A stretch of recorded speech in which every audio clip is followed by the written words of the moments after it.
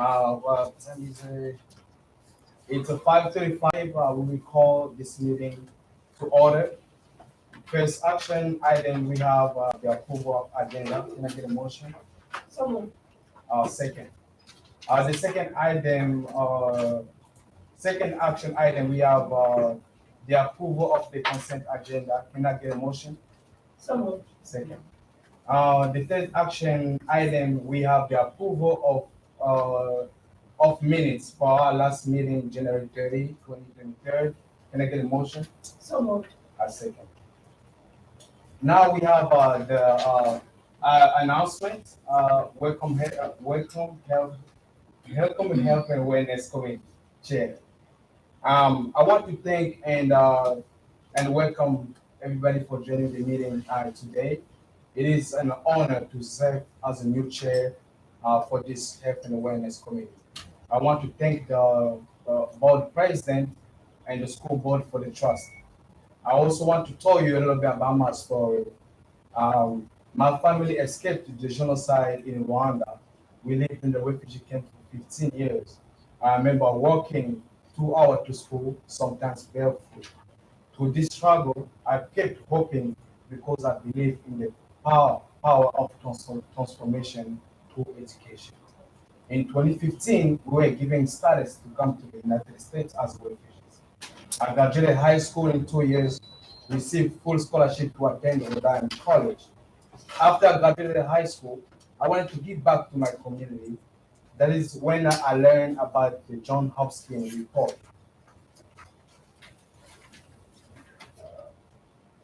I joined the PPSD Community Advisory Board. I wanted to advocate for youth and also to help the school district build bridges with the refugee community in Providence. I'm very excited to work together with the superintendents, PPSD staff, health and awareness working group to continue to bring positive changes in our schools. Next in the agenda, we have the introduction of the new board members. We have two new board members that joined the committee, Ms. Tony Akin and Ms. Carolina Roberts Santana. She's going to be here in a little bit. And Miss Akim and Ms. Santana, if you can introduce yourself to the committee and how you joined, why you joined, and the things that you're looking forward to. Oh, thank you, Chairman. My name is Tony Akins, and I am the new school committee member. I'm happy to be here. When I joined the school committee, it was just an absolute love for children. I believe in quality public education. I attended public school myself. I'm a graduate of East Boston High, class of 1984. And, I've had a very difficult childhood myself. I grew up in a housing development. I lost my parents as a teenager. So just graduating high school was a great feat for me. And I realized how important that is just to have a high school diploma. From there, I went on to get my associate's degree at Bunker Hill Community College. And after that, I went to work at the National Transportation Center in Cambridge, Massachusetts. They just chipped away going to school at night. It was very difficult, very hard way to do it. So hoping that, my story, other students would probably see how important it is to have, that education and that motivation to continue on and learning and excelling in whatever, career path they choose. And also, I'm also, a lifelong learner. I'm always learning new things myself, and I think it's important to always continue striving for excellence. And basically, that's why I am here. I'm particularly happy to be on this committee for the Health and Wellness Committee, and learning about all these essential needs with in various disciplines such as, mental health and, emotional, social outlets, and, how they can help students become better learners and excel in, so deemed career paths as well. Thank you. Thank you so much, Miss. Thank you. I just noticed Miss Robert Santana just joined us. Well, we have been we doing introduction for the new school board member. If you can introduce yourself to the committee and why you joined and the things that you're looking for. Hi, everyone. So I introduced myself last time. I wasn't a committee member yet, but I'm Carolina Robert Santana. I can say anything? Okay. Currently, I work at Women and Infants Hospital. I am the director of pediatric research there. And before that, I was in the Department of Health. Before that, Georgia. So I have some public health, some nonprofit, and now hospitals say they're nonprofit, but you don't have opinions about that. I am a mother. I have 2 boys. This is AJ behind me.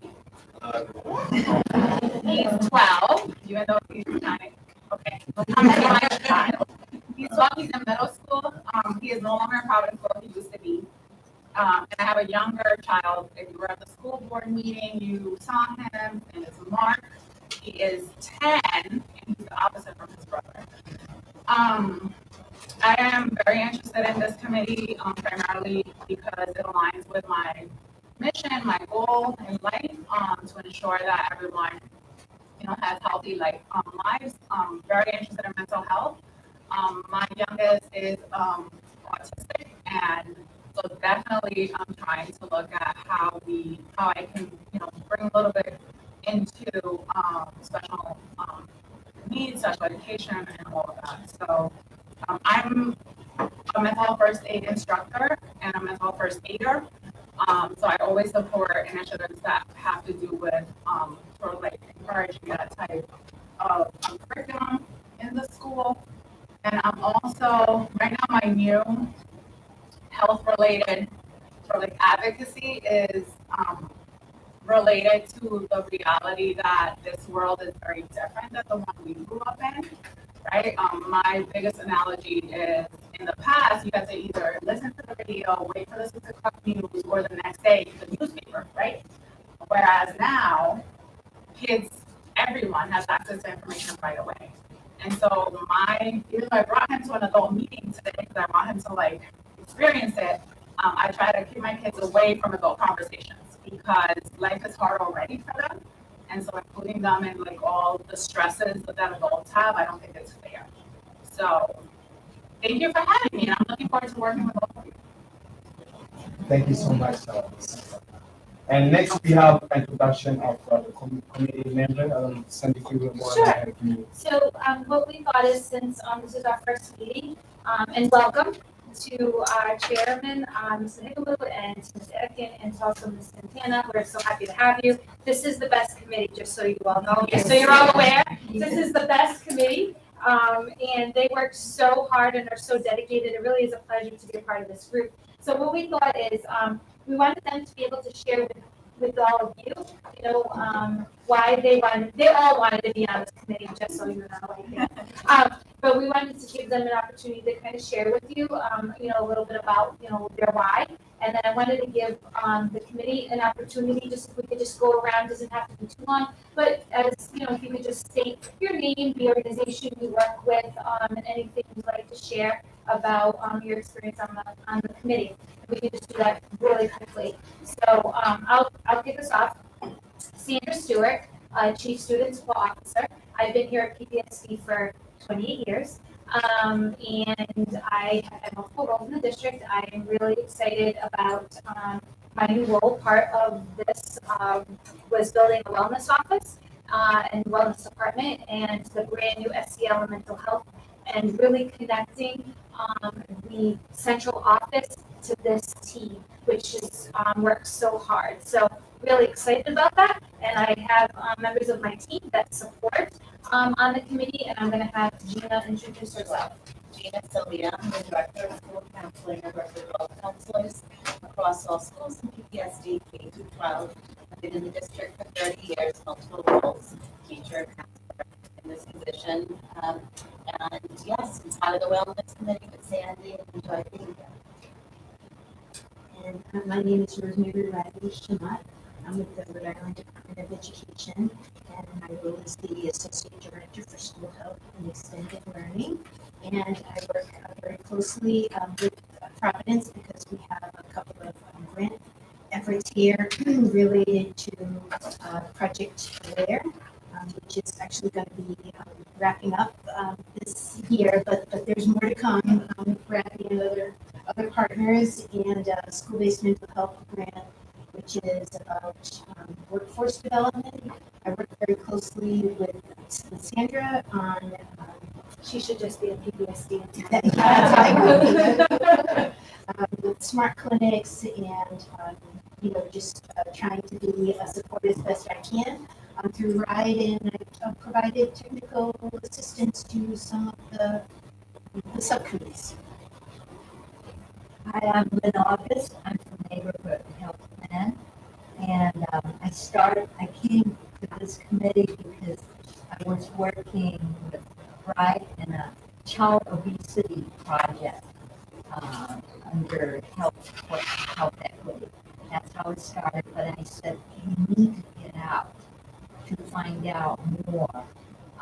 And through Sina's introduction, she said you should go to this committee to learn more. And when I came to this committee, it started off with, first meeting, I said, childhood obesity, thought we were pushing for after school or physical activity, not just nutrition, but also physical activity.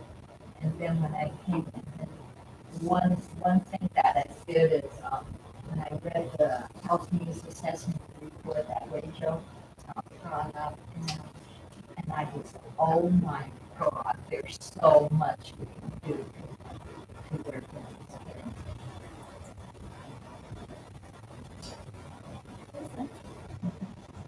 Hi, I'm Joanna Raymond. I'm here with the URI Community Nutrition Education Program. I'm so glad I brought my postcards tonight. Just want to pass these around. This has our website. It tells you a little bit more about our program and our mission, but it's helping families to eat healthy on a budget. We work with kiddos all the way from, pre-K up through seniors throughout the state of Rhode Island.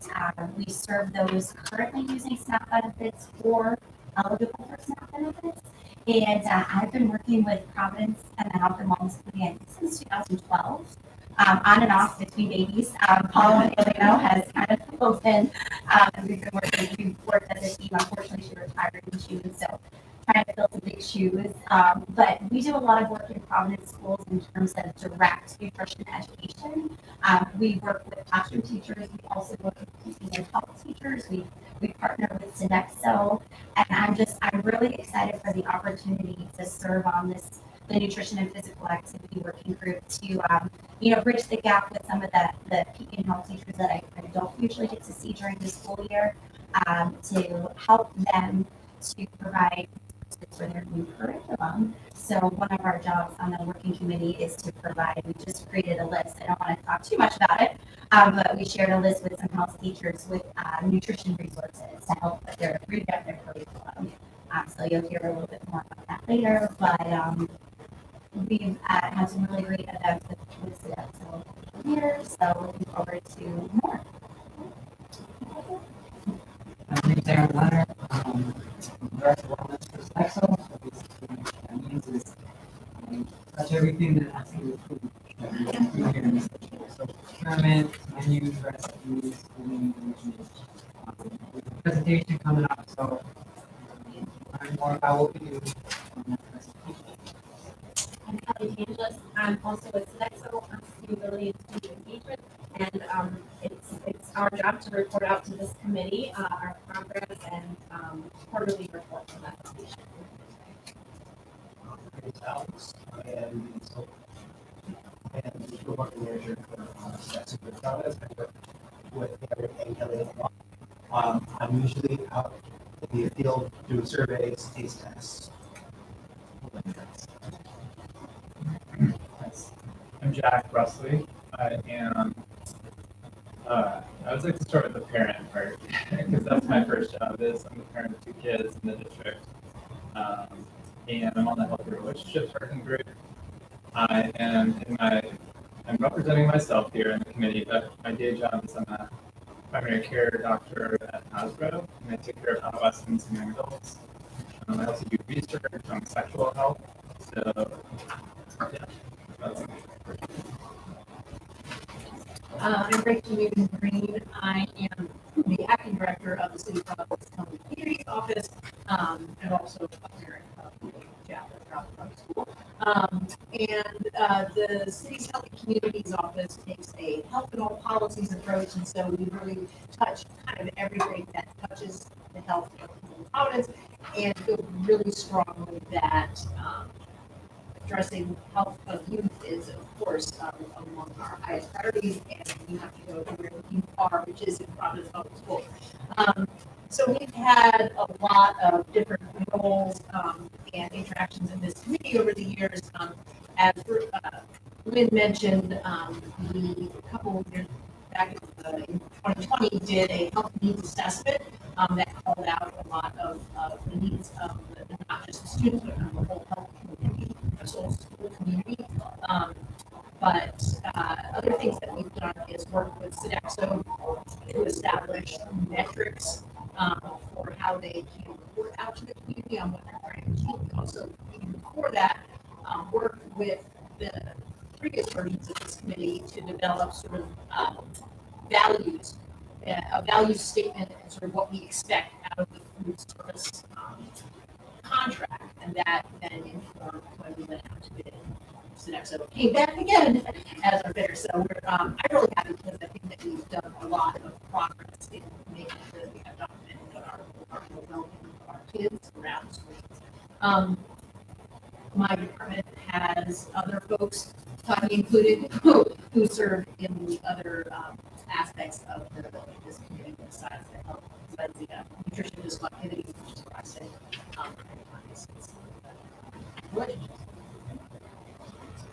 Hi, everybody. My name is Terry Gregg. I'm with Rhode Island Student Assistance Services. I'm still very new to the group. I mostly who I supervise are the Providence School Student Assistance Counselors. And my heart is with the kids in Providence, and I've been working in Providence since I was 21. I worked at OIC, that was my first job. If anybody knows it, then you're an old timer. And so I have been working in the schools with Providence since I was 21, and I am very, very fascinated. It's so nice to be here and be a part of this.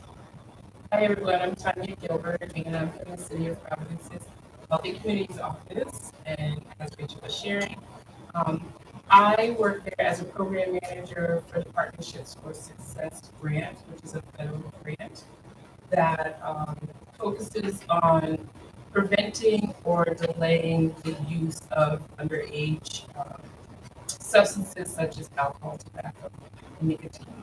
So, and I am on the healthy relationships. Okay, I'm Karen Wetherill, and I'm the co-director of Rhode Island Healthy Schools Coalition, and we support these committees throughout the state. So I've been working with Providence in this committee for, gosh, over 15 years. I have to say, I'm really encouraged by the new Office of Wellness and the leadership with Sandra and her team, because all of these things are so interconnected. I know when we first started, there was really a focus on physical health. I think certainly post-pandemic, those mental health and social emotional health needs have just become so critical, but they all are very much connected.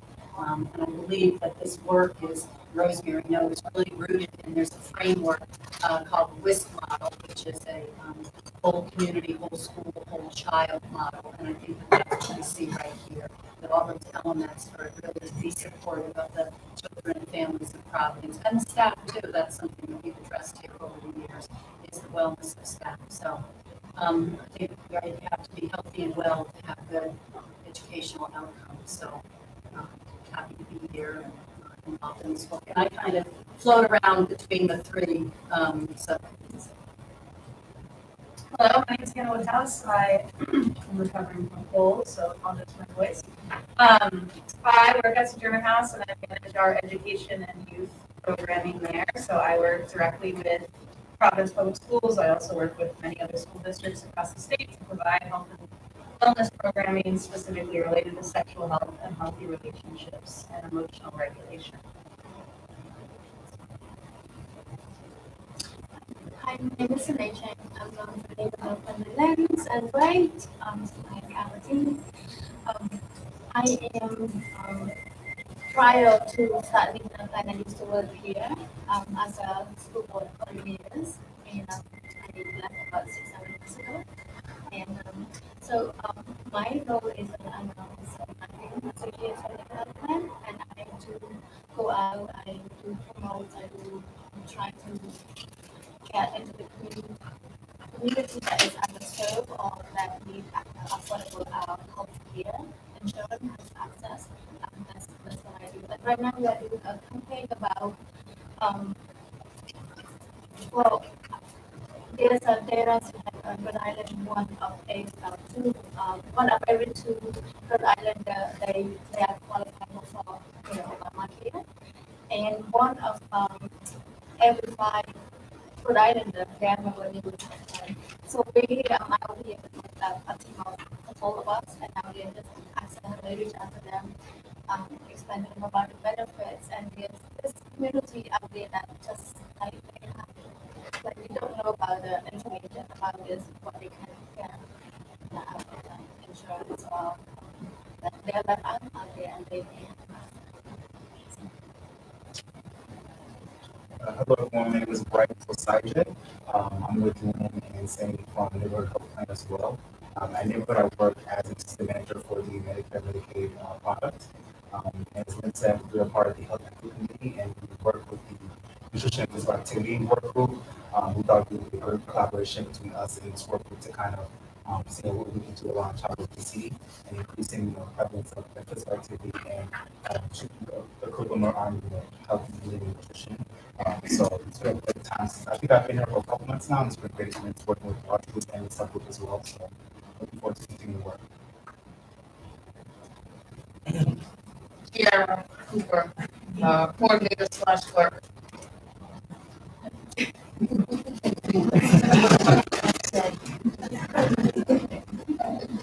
Thank you everyone for the introduction.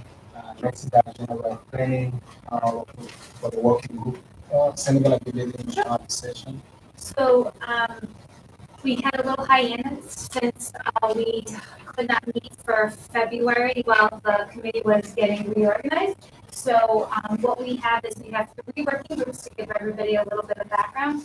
We have healthy relationships, we have nutrition and physical activity, and we have social emotional learning. And what we've done is at the beginning of the year, we sent out like a Google form and we let the committee decide which group they wanted to be a part of.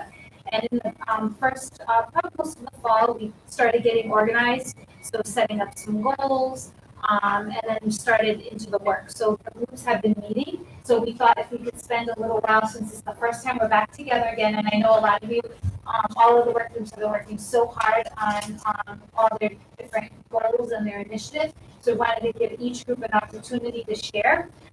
So I just want to mention I have 2 members of my team around here. Donna O'Connor, who is our Director of Nursing, Physical Education, and Health, and also Natalie Fleming, who is our brand new SEL and Mental Health Director.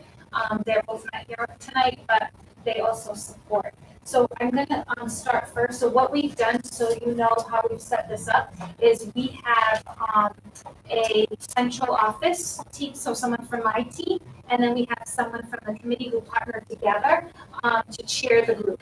So, for example, Healthy Relationships is Gina leads that group, and I believe with Hannah. So I'm going to have them report out first on what they've been working on. Gina. So, yes, we've been meeting quite a bit. Since January, we have met 3 times, once each month. And we have about 8 members of our group, which complements what is from this team. We've also had a student who had joined our last meeting. So we have set our short and long-term goals. Our short term was to get access to the health curriculum, to get information in our hands, and eventually, be available to the public. And our long-term goals are to enhance community engagement, guide the curriculum, and also research affordable curriculum to help people who currently have. So Dr. Rusley and his assistant, research assistant Tess have created this amazing resource document that the members of the team, Tanya is part of our team too, and we are adding information, what we think is missing, and any resources that we think would be helpful to the teachers as well as professional development. So we haven't shared that yet. I've only shared with Sandy, but we will, once it's complete, we're still doing work on it. We will eventually share it out with the health educators down in our team. So what we're looking for is to have a member from the health educators to come to our next meeting, April 19th, to then meet with us, which Sandy has been helpful to connect someone to come to our next meeting, so that we can talk to them about the work that they're currently doing, because they've met in work groups to update the curriculum, but then we want to share out what we have so far and just make sure we're aligned. We've also done some work extensively to look at our current textbook and what updates we can get to purchase new textbooks. Hopefully at each grade level, if you work to secure funding to hopefully, be able to do that sometime soon. I talked about the health educators. We also would like to, one of the students that attended was talking about maybe potentially meeting with the Equity Advisory Board, because our work aligns with theirs, and to get more student voice on our team.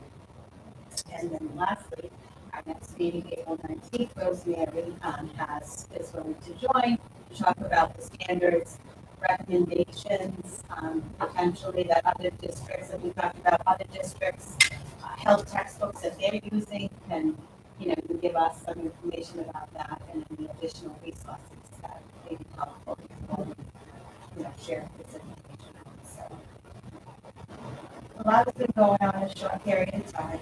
Feel free to add anything. Summed it up so well. You don't think I could add anything? I just, the work in such a short amount of time is, I was just blown away when I saw all the resources and all the great things. I feel like, I know you've been meeting often, but a lot has really been done, so thank you for that. Oh, sure. So you mentioned that like the overall goal is to bring the curriculum out to the community. When you define community, is it the health educators or like outside to parents? Parents, right. Okay. I think it's twofold. It'll be with the educators, internal, and then stakeholders. I've heard a lot from this group around wanting to make it accessible to families and have it posted on the website. There's one more thing. Oh, some sessions with FACE, I think was one of the other things. So. Okay, so the next group is the nutrition and physical activity, and Joanna, thank you for taking over the group. So I had a couple staff members who've been out, so it's been a little key members, so it's been a little crazy. So thank you for taking on the group. We kind of didn't give you a choice, but I really just facilitate the meetings. It's so the committee that's I know all they're work. great. They're another great group. They're also Yeah. great. So thank you. I'll turn it over. Sure. I just sent out the Zoom link. And we appreciate it. We've done quite a bit of work since December. I think we've been having monthly meetings since December. And our short-term goal was to review the K through 5th grade nutrition curriculum to see the topics and to see how we can provide some resources for them. Our long-term goal is to do secondary, so that's next. But pretty much what we've done in the course of just a few months is we developed a really comprehensive resource list related to nutrition and physical activity. I do work pretty closely with one of the health teachers that is on the committee to revamp the curriculum. So he's kind of been my in on, hey, what would be feasible? And we actually at UR Community Nutrition Education Office, we have quite a few different curriculums, and we've been testing one out with him where everything is on our website currently. So the PE health teacher shows a 5 to 10 minute video that one of our nutrition educators created based on one of the nutrition topics that's required. So for example, my plate, fruits and vegetables, sugar sweetened beverages and snacks. And then we developed a workbook in English and Spanish that the 3rd through 5th graders have been trialing out. So in that workbook, there's a script for the teacher to read, but then there's worksheets for students to work on. And it's been going really, really well. It's actually it's about 30 to 45 minute lessons that last 5 weeks. And from what I've heard is the nutrition physical activity is just a short amount of time of the curriculum because we know there's so many other things that need to be covered. And just also from what I've heard about being health teachers is, nutrition, they feel comfortable talking about it. It's some of the other topics that they really struggle with. So one of my asks to the other working groups, and it sounds like, everybody's developing some really helpful resources, but just coming up obviously with evidence-based resources that the health teachers will, feel comfortable and feel confident teaching. So we developed this list. It's comprised of local resources. So we also have the Rhode Island Healthy Schools Coalition reference. We have Run Rhode Island, Fit Club, Camp Fit and Fun, which we're going to learn more about the Center for Dynamic Learning. That is it. Kuna will be joining us at our next meeting, April 4th. So we can learn a little bit more about the Center for Dynamic Learning and this camp that they're going to be testing. They're going to be doing at Fogarty Elementary. So as the nutrition and physical activity committee, we want to see how we can help. What resources can we pull together to maybe get this program in Providence, have it implemented in multiple schools throughout the year as a safe space for kids to learn and play and do all things after school. So that's coming down the line. That was kind of a tangent that we went off on, but found it to be really important and a priority. So Beth is going to join us at our next meeting on April 4th to talk more about that. And since we kind of wrapped up our resource list, we were just kind of brainstorming other ways we can help. So we got into talking about the backpack program that the kids have in school, and also maybe some other programs that are getting developed through parks programs and after school programs and things like that. So just seeing how we can come together to provide resources for families on food access and where can we find free food programs throughout the state. And URI SNAP-Ed actually has a recent booklet that we just posted on our website that lists all of the food pantries throughout the state of Rhode Island. So really beneficial for families as well. And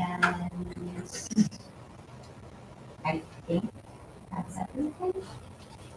Anything else? Thank you very much. So yeah, so we're looking forward to our busy when they can get done in a month. Yeah. So 6 weeks really. And yes, and talking with more vegan health teachers to see how we can assist. I have one question regarding some of the topics that you say children have difficulty talking about. Could you elaborate a little bit more about what those particular topics are? I think the health educators they don't feel confident talking about more of the mental health issues. So I think maybe, and I don't want to speak for the other work groups, but I have a feeling many have the same goals of finding curriculum that obviously aligns with the messages that want to be shared to the students that, and I think it's more like professional development training to, provide the teachers with what they need to feel confident enough to teach it.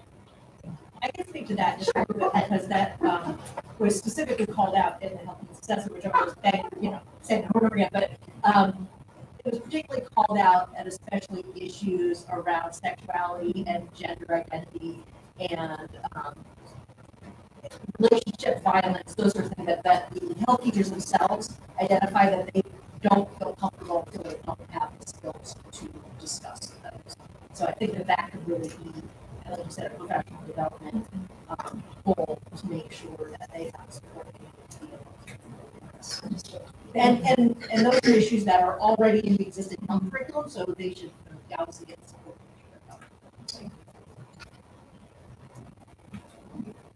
Thank you.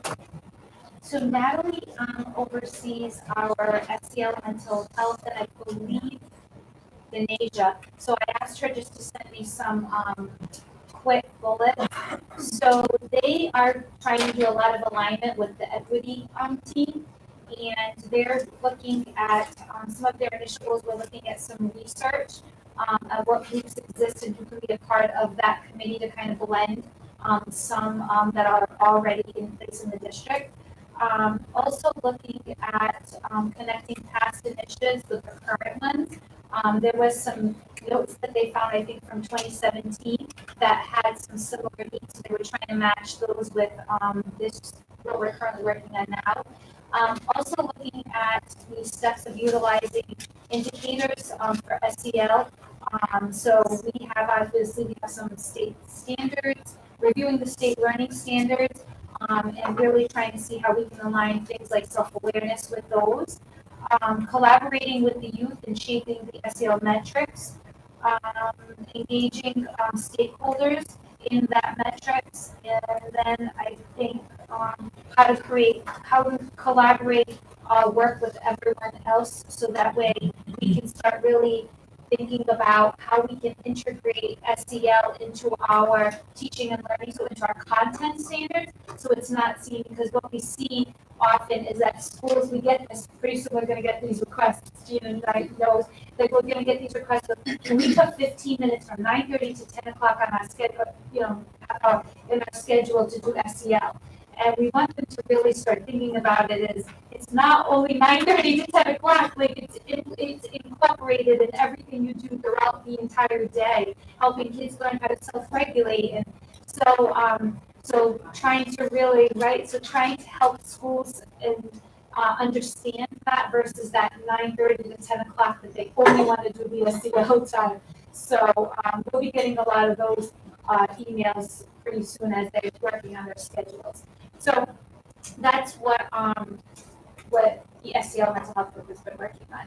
Just a few last minute things. So I had, before we had left, we had set up the Google folder, and thank you to Rachel who helped me work this out. So when I sent all of you invites with your email, nobody got it because PPSD has something that blocks it. So I didn't realize that until Rachel said, I can't get into the folder. So we found a way.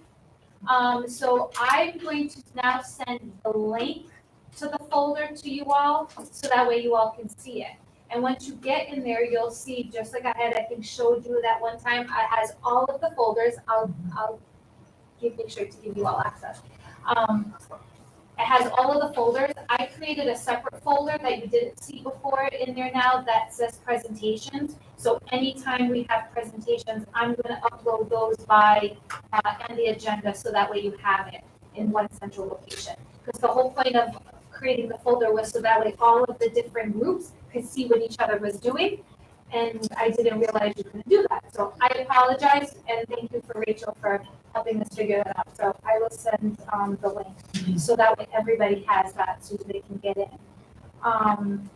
Also, another just housekeeping before we move into Sodexo's presentation. What I'm going to be doing is meeting with Chairman Higaboo each month to set the agenda for the meetings, and then I believe you're sharing that with the rest of the committee. Okay.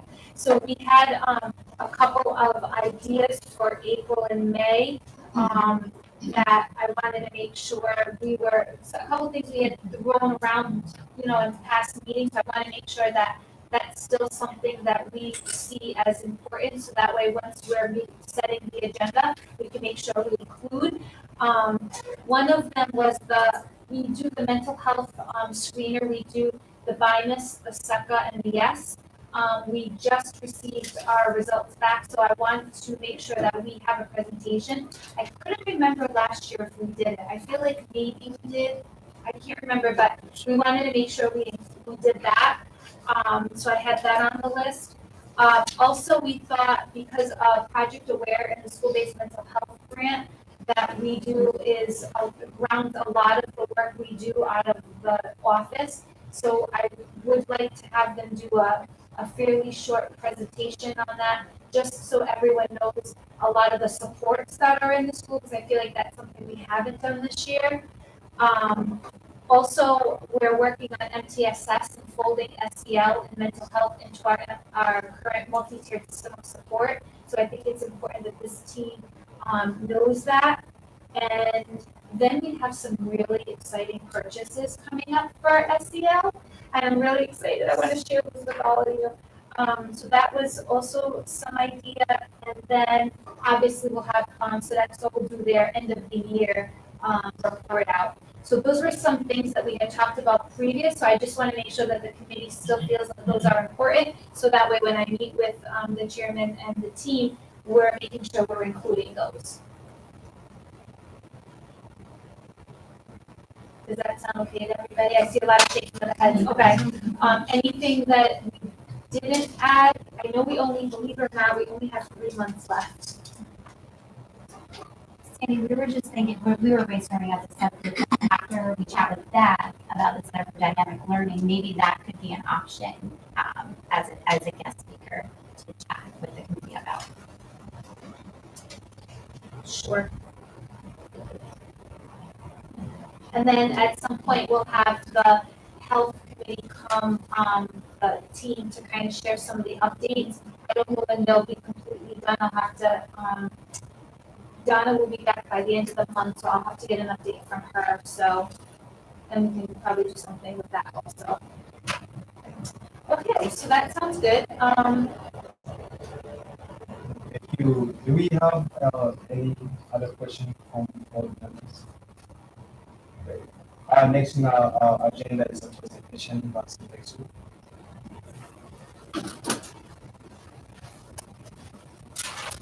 Kelly, I have everyone has gotten a copy, so we'll just split it up. Do you want to stay there? We can just do the slides, or you want to come up? It's up to you. Whatever's easier for you.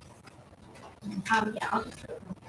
So, I think you mentioned, but just to make it super clear, Sodexo does food service for all of Providence schools. So we do school breakfast and lunch, as well as after-school dinner programs and special catering and snack and things like that.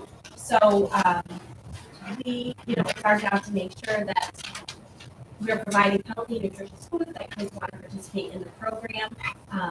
And background for anyone who's not familiar, Providence is partly under CEP community eligibility provision, so all students in Providence schools have access to free meals. It was this way prior to the pandemic, and luckily, even though in some places that has not continued, it is still in effect here in Providence. So all students can have free meals at school. So we have been discussing our wellness committee update, and what we're going to be doing is quarterly updates. So I decided to do September through December to kind of get us through the end of 2022. So I'll start with the numbers, talk a little bit about the story, and then highlight local purchasing, which are the 3 kind of reports that I provided today, and then go through upcoming events. So I wanted to start with the quantitative metrics. So I have it here, breakfast meal counts for the month of September through December. And as you can see, dips in December, which we do usually see, but we also have breaks there. So breakfast and lunch numbers here. Breakfast numbers are always a little lower. And then we also have the dinner program. So we did dinner programs across a bunch of schools, and that picked up in December. So that dinner programs correspond with after-school activities that are doing some type of enrichment or something like that. So all schools are eligible to participate in that program if they choose, as long as they kind of have somebody to pick up. I want to highlight that as of November, we were serving 189 backpacks per week. So Joanne, I believe, referenced the backpacker program, which we pack a backpack in collaboration with the Rhode Island Community Food Bank, full of food for students in need, and it goes home on Friday, and the students can eat meals, and then they return the empty backpack on Monday. So that's a pretty high number per week, which we're happy to serve these kids in need, but it also reflects how great the need is.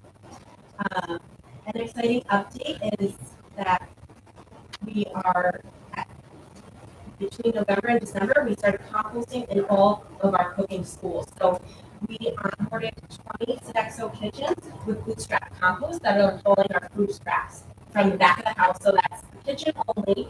And then 3 schools started participating in the Rhode Island Schools Recycling Club Yes Food Smart program. So they are doing composting and food waste sorting and recycling in the cafeteria as well.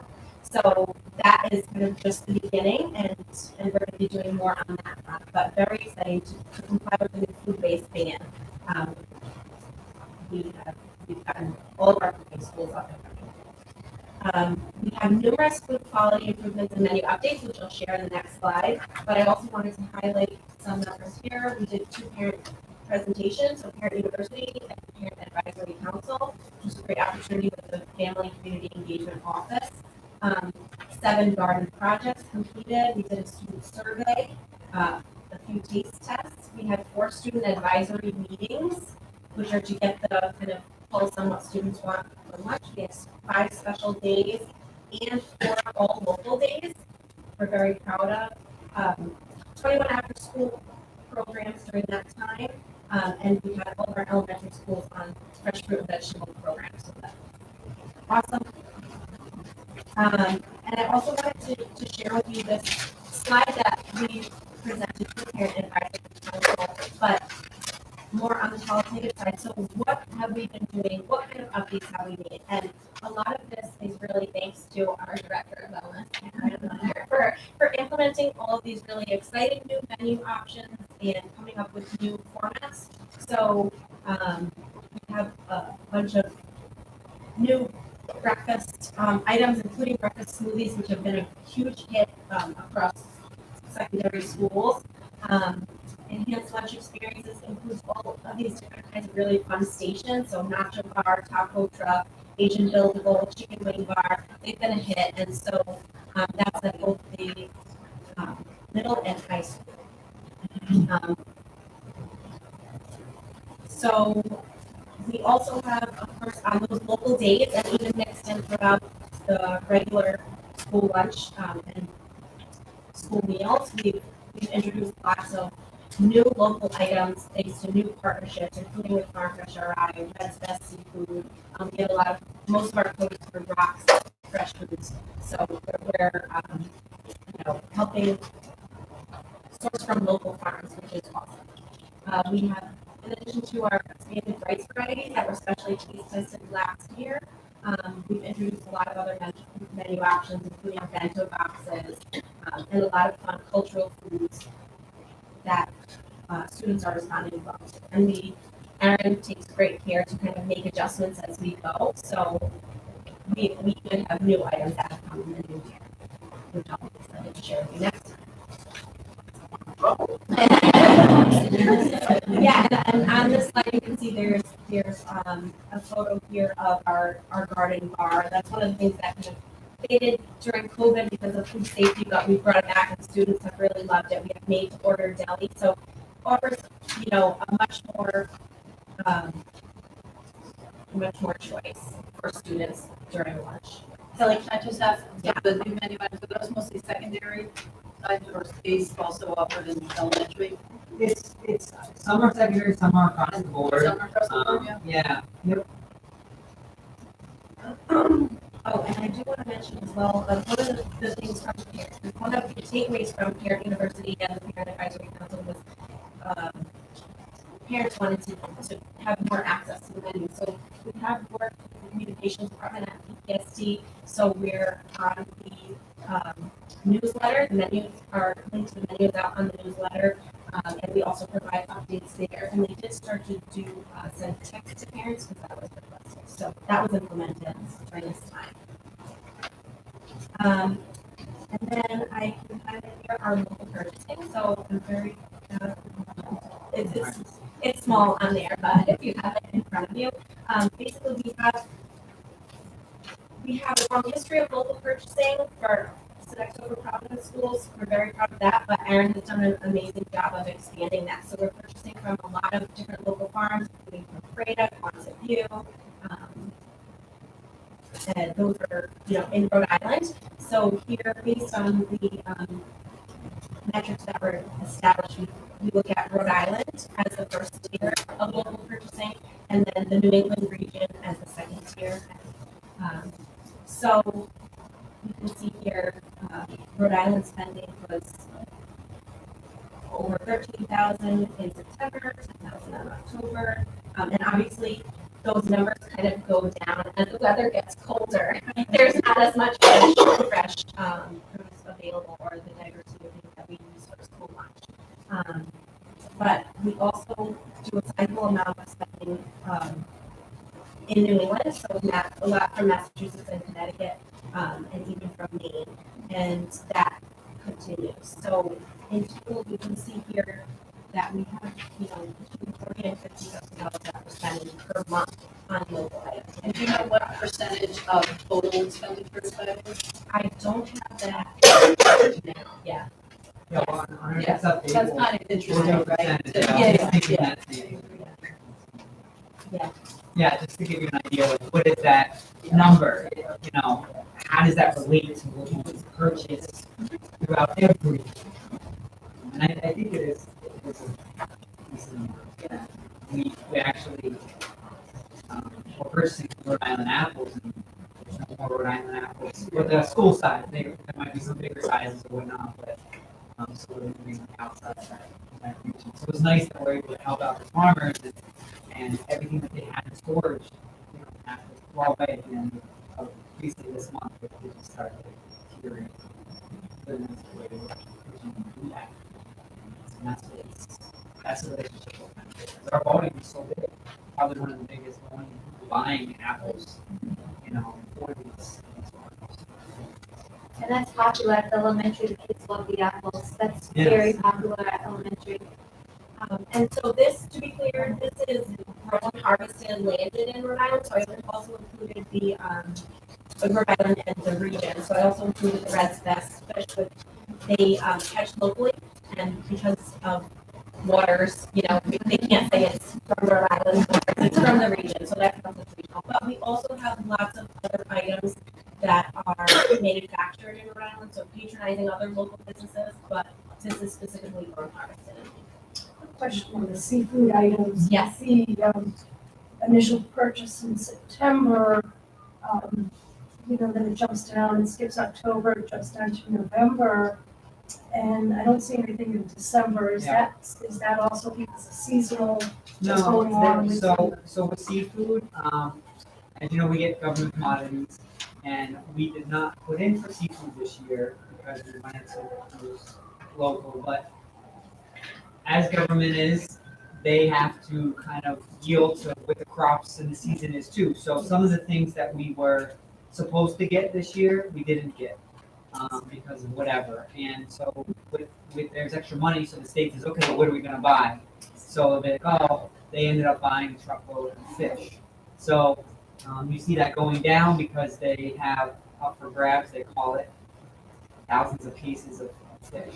So we have been buying it from our USDA source instead of the local one, and that's why that's dropped off.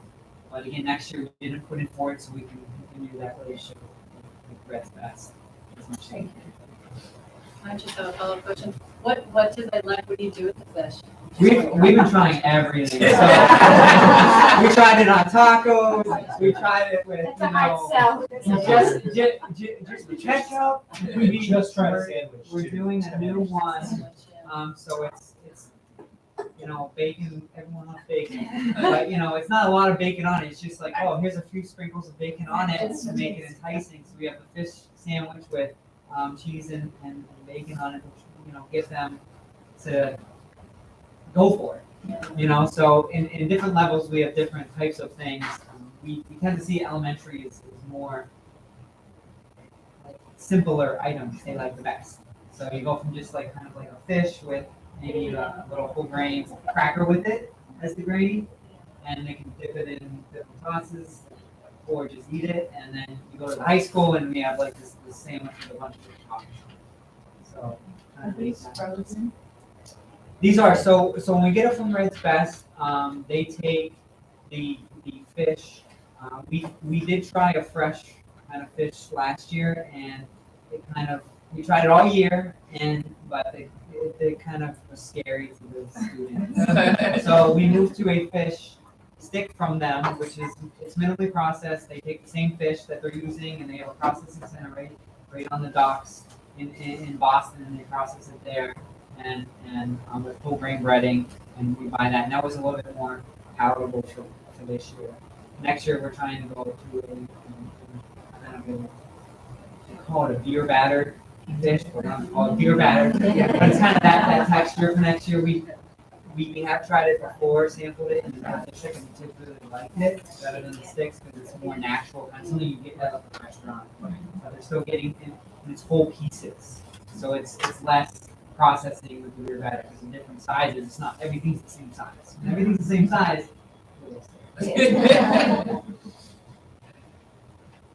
Interesting. I think, I think the new menu items and everything that you are showing here, it's very encouraging. Thank you for your good work on that. I have a question, which is that I wonder, now I know that there are different factors with holidays and different things that impact the total number of meals served in a month, but I'm wondering, the end goal of having the surveys and the taste tests and get it is to get more kids eating the lunches. And I'm wondering if you're seeing, is there actually a correlation? Are kids reporting reporting that they like it, and yet somehow it's not reflected in the numbers, something else has impacted numbers, or what do you think about that? It's kind of hard because of COVID to compare. We really have to take pre-COVID numbers, which things were completely different than the way school was set up. We have once a month there's a half day, and the kids get let out, and a lot of them don't come to the cafeteria. So the whole day of meals lost is thousands of meals, and we almost need this year, and then really next year to really compare numbers, and really see the impact that we're doing. But I think just having more of a voice to the students and parents are helping us come up with these ideas. Because we can only guess what they want instead of hearing right from them. So that was our big emphasis this year is trying to reach as many students as possible, whether it's a giant survey or a small individual group at a school, or hearing from the parents that takes them home to say. That's kind of driving the menu choices this year rather than, someone has an idea in the office, or I saw this, something, having that. So hopefully next year, we'll be able to compare this year, what's happening next year, we'll really answer that question. Maybe adapt what we're doing to make it. And my teenager was a big fan of the smoothies, and pumpkin muffins, everything. Especially all together. So that's absolutely what I'm talking about. And then I just have a question. So, and I get that about comparing, that's hard to do, but what you can do is look at the breakfast and the lunch numbers. And it's always a little discouraging to see it is so much lower for breakfast because we know how important it is that you get something in your stomach to activate your brain before school. And I know all the challenges, but any thoughts? And I know some of it's working with the principals. So we had a lot of challenges coming out of COVID, going back to the model of breakfast and lunch. And we have data showing that once you take a school from breakfast in the classroom, they're serving minimal 80% of the students. And you have to think about it, how many kids are late, so you got to take that off. So we're almost serving all the students. And then going back, even just grabbing to go at the door or serving on the line in the cafeteria, we're dropping 40% right off the bat day one. And it's you really need it in the classroom. Yeah, you can't. The choices aren't as great. You can't just put a serving line with eggs and bacon, but we're trying to incorporate eggs and stuff in different ways for the classroom and get that. But I feel some nutrition is better than no. What are these kids doing, and how are these kids learning if they're not getting them? So we're working with principals and the upper management here to help us bring these things back into the classroom and overcoming all the obstacles that the schools have in these classrooms. And that's kind of driving the lower number this year in breakfast. And we see them going up this past month because we've added more schools back to the classroom. you have a ton of. And we assume that kids are not getting food at home, like is that? I think we just can. We did a pack out for February break. And we did 5,000 boxes. The district pretty much paid for it because USDA does not pay for food when schools, kids are not in school. And it had 25 pounds of food in the ball food so they can either eat or make meals with it. And we see a greater need during that pack out than all the pack outs we did during COVID. Because prices have skyrocketed and there's no stimulus package and SNAP is going down. So all those things, we got rid of all those boxes. It was in 5 sites in less than like 2 hours. And we did another one in April, so we raised it to another school, plus we added another 200 boxes to each school.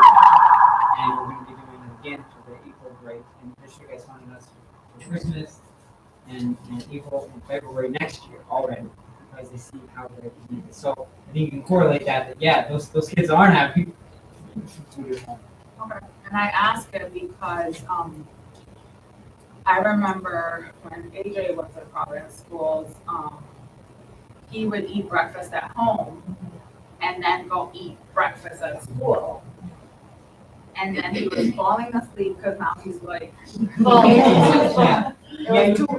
he was the type of like, if there was leftover, he would grab more. And so just thinking about, but if there's data that supports it, I think that's great. I just want to make sure, because then we're combating, like the obesity part of it. And now you have children who are taking advantage of both systems. But just thinking, so I told him, well, his pediatrician told him 3 meals a day. So he eats breakfast at home. He should not be having so much food. And in a perfect world, you have, the parents having these conversations with the students. You have teachers that are engaged during this new service, that they know their students that are in homeroom, whether elementary probably a little bit more because they're with them all day. And, maybe that student that eat breakfast, that has food at home and eats at home, they take a meal, but then they share it with this kid over here. They just eat one thing to kind of fill the bowl in there, and then they share the extra food with that. Because one of the things we see is second meals and our portion sizes that USDA funds us for is not enough for everyone. It is for a certain percentage of the kids, but there's a big percentage that they need more than that. And when we see kids coming up and almost sneaking up and getting a second meal because they're hungry for it, and like, how do we fund that? We're trying to figure out what's the best way to fund that so those kids can get extra food, the ones that need it, the football players, whatever you do, everyone says football players, but many other people that fall into that realm. Sorry, just one more thing. I'm sorry. But amazing work. I just I'm thinking when Sandra was talking about social emotional learning and integrating it throughout the whole day, and we were talking about the 5 minutes that educators get to teach about nutrition and food, and how nutrition and food can be integrated also throughout the day. Obviously, kids are not going to be learning during lunch, but I think there are like flyers and things like that that can definitely support this. I've been schooled by my own children when I try to feed them stuff that's not right appropriate. They say, "Mom, you're not being a responsible mother." So it's nice to remind you. Yeah, you're not being a responsible mother. My teacher said that you're supposed to eat eggs, and so and just thinking about the teach back method and how we can teach kids to sort of teach back what they're learning at school regarding nutrition back to their parents and sort of like spread the message. Amazing everything, sorry. I got excited about things, so get used to me. Can I ask a question? Are they still doing like grab-and-go breakfast at the high schools? Yeah, so it's we do a little bit of everything everywhere. So each school is very unique, and some schools are just in the cafeteria, some have cafeteria service, and then right as that first bell ends, we go up and have a mobile cart for the late kids and things like that. Some schools, it's only mobile cart. So we're all over the gamut, and really try to work with the schools to have have the kids be able to access as much food as possible, within the realms of how that school works. Because those secondary schools, oftentimes, you know, teens, they wake up like with minutes to sleep. They go like that, they need the sleep, and they're not hungry like as soon as they wake up. So even if you have a parent cooking, making, it's like, I don't even want to eat yet. And then they get to school, and all of a sudden now they've woken up and they're Well, for most of our kids are, I don't think they're walking to school. Like a lot of, we don't have community schools like. right. So they could have to get up quite early And then to get the bus, Yeah. to get to school, to, you know. Yeah, I did that we for would love to years. have breakfast in the classroom K-12. Similar district in Springfield, we run similar demographics. We have a K-12 in every school, and we've had students advocate that. I'm so glad that this is here, because, you know, I do take a bus from here to here to go to this school, because it's a specialty school that I gotta go to, and I live on this side of town, and you know, even though I ate at home, I'm still hungry now. So there's only And some 2 of them are hours on the later. bus too for a little while, so they might have had something. Yeah. And then, Small. you know, and then by the time they get to school, they've been on the bus, and then by the time, like, some of our elementary schools start after 9. So that, you know, if they're on the bus, it's a little while. And, you know, being a past elementary principal, some of the kids, some kids are just breakfast kids or they're not, right? Yeah. Like some, you know, just that routine. But even for like some of my kids, they might have had something and then come to school and maybe had the fruit. Or, you know, the juice. They might have not had the whole complete, even though they had to take it. I promise they took the whole thing. But they might have just had the fruit, and, you know, and they might take the muffin, the things that they liked, and they would say, "Can I take it for lunch?" And they put it in their bag, and a lot of them were in their lunchbox, and they would have it at lunch. As long as it wasn't something like the egg omelet, which would go bad, you know, we would allow them to put it in their bag, and they could take it home, or, you know, sometimes they had a long bus ride. But the other thing they also used to do, and I don't know because I've been away from the classroom, but the schools, but we used to have the fresh fruit and vegetable snack. So we would apply at our school for a special grant, and then they would have like a snack, you know, and Rocks would prepare it nicely in a nice little container, and they would get celery or carrots or fruit, and that way in the morning or in the afternoon, they could have it while they were doing their math or whatever. They could eat as they were, you know, working, which was nice. Yeah, it's a separate grant that we get every year. Yeah. And it's only elementary schools and all the schools who participate in it. And that right there is like an integrated nutrition lesson, Yes. because that program is not necessarily designed to provide a snack, it's a tasting to expose kids Right. to different Yeah. fruits and vegetables. So what's an example of some? Fun fact.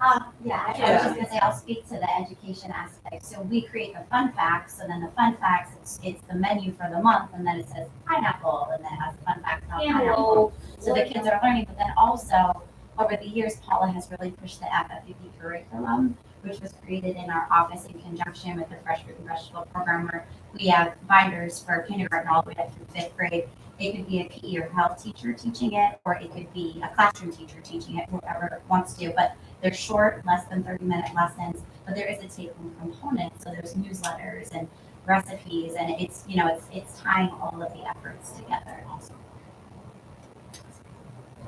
They've done a great job, I have to say, just the whole outreach last year, and, you know, Kelly, your team, going out to all the schools, you know, with binders and talking to kids in the middle of the cafeteria, I think was just, you know, great, and listening to them, and they really did a great job listening and incorporating a lot of the great things that we're seeing here. And I think, you know, a lot of the work we do here at university too is great, like, you know, because families do want to know. As a past principal, I would get asked a lot, like, can we have, you know, at PTO, can we have someone come in and, you know, whether it was the nurse to talk about this or about, you know, healthy, you know, choices, recipes, or, so parents definitely want that support.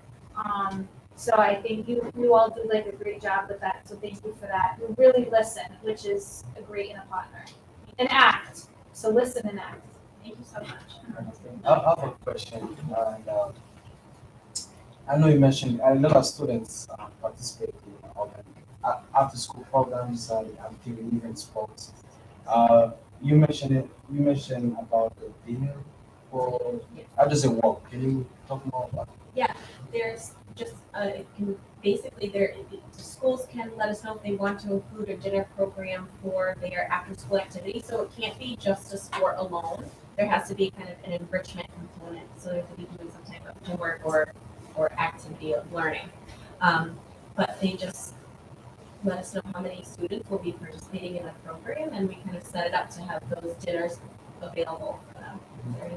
Yeah. I can give Yeah, you.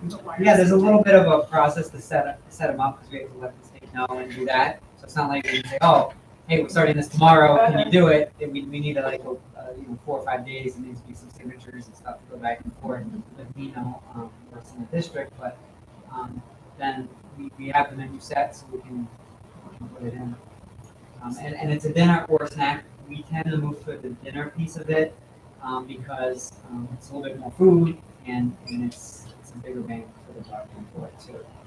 This dinner is at the cafeteria or No. box? No, it's a box.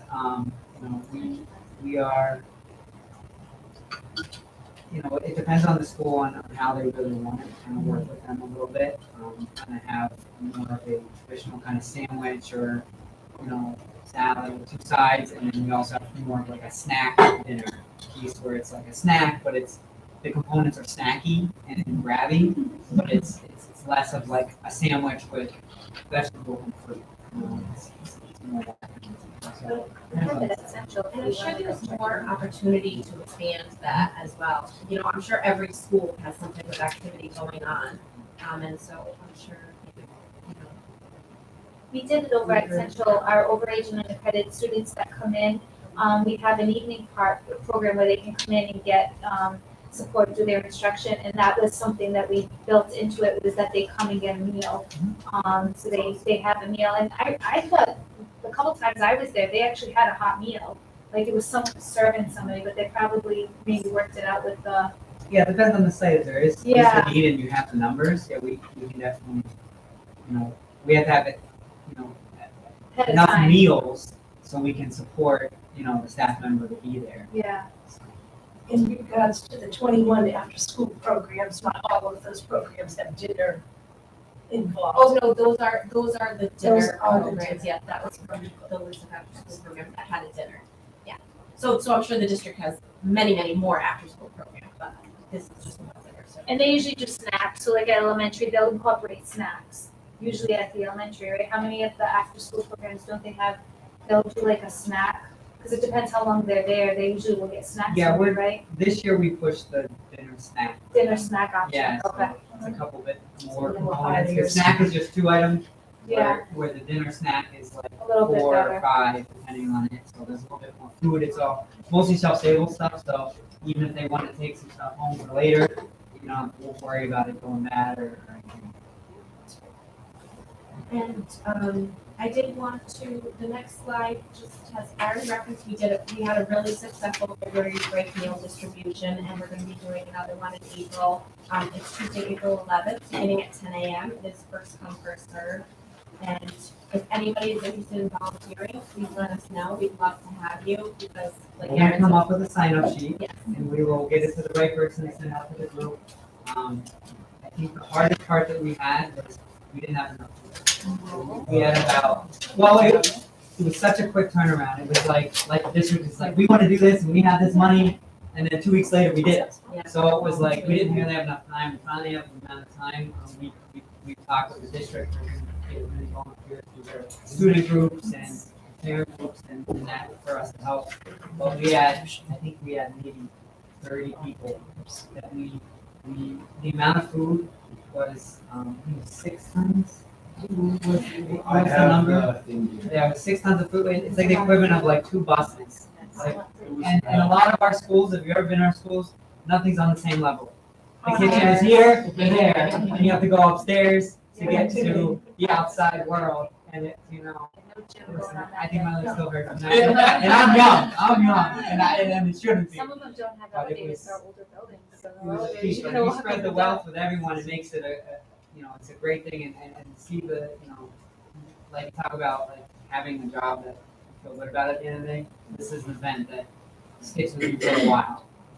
Just seeing Is there a way you can send the information to? Yeah, so the district has requested, we're gonna do, like an information sheet on time, date, why we're doing it, what we're doing, and then we're gonna have like a Google form you can sign up per school.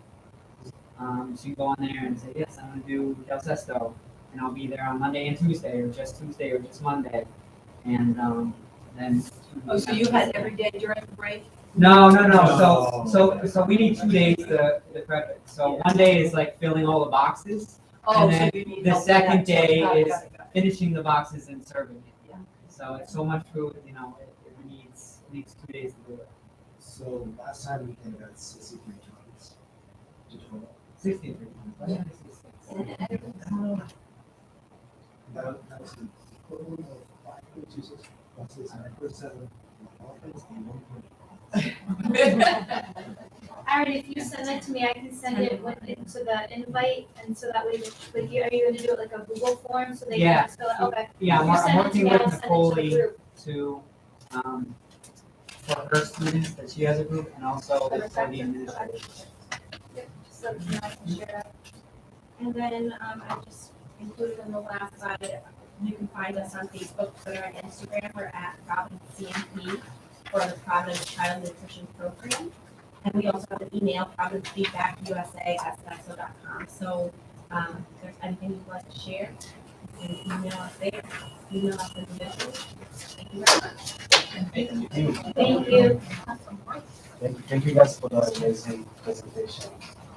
The next action item is adjourn the meeting. Can I get a motion? Second. What do you do? So the last meeting, the next meeting is scheduled for April 20th, so it's a little odd because it's not on a Wednesday. That's because the full school board meeting is on the 19th, which is the Wednesday, which would be the weekly meeting. So because that happened, it was pushed to the Thursday. So I just want to call that out because this group never meets on Thursdays. So I want to call that out, and I also want to call out there, some of us also are on the equity board, and that is a night that the equity board meets. So I don't know if we want to pick another day of the month, and it's just because of the way it fell because of vacation, April vacation. So I don't know, we have a couple choices. One, we can still meet on that day, but knowing that we have another meeting, or two, we'd have to move it, or I don't want to, but if you want to omit it, because we're down to just a few meetings left at the end of the year, but those would be the three options, so I'll defer to the committee to make the call. Yeah, if you think it's not because you can figure out what's ready to go. The following week, I'm always here, so whenever you all want, let me just check, because sometimes we have policy and, so I just want to make sure that the school board members could do that, so let's look. Policy's trying to meet before. Okay, so that would bring us to the week of the 26th, April 26th. So that's a finance committee meeting day. I don't know if any of you all are on finance.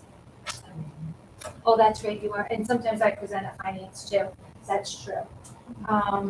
So then we could keep that date, or we could push it for the 27th if we wanted to. Like, that would be a Thursday also, but if we wanted to do the 27th, in case people still wanted to go to the equity and belonging. I think for me, having two meetings back to back, like the board meeting and then this meeting, it's gonna be a lot for my family. But that's just me.